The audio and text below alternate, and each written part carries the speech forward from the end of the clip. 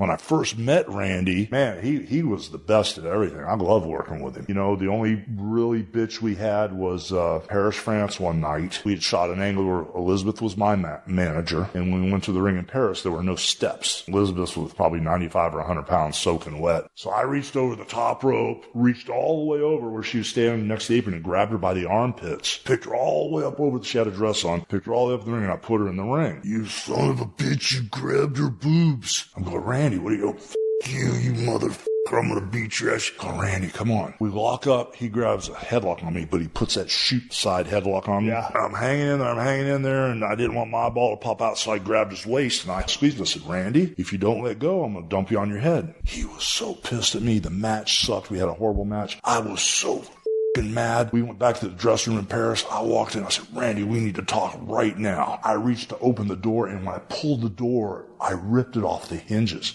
The door was so old and so rotted by termites where it was screwed in, you know. It looked like I pulled a Lou Ferrigno, you know, and ripped the door up. So I ripped the door up, and all the boys were like, whoa, they popped, you know. Yeah. So me and Randy went in the back, and, hey, man, I'm sorry I got mad. I said, Randy, I'm sorry, too. I didn't mean to touch her inappropriately, but there were no steps. We talked about it, but I think the door was the thing that kind of cooled everything down, you know. But it was hanging on by a thread, and when I pulled it, I was just lucky, you know. It helped my bluff a little bit, you know.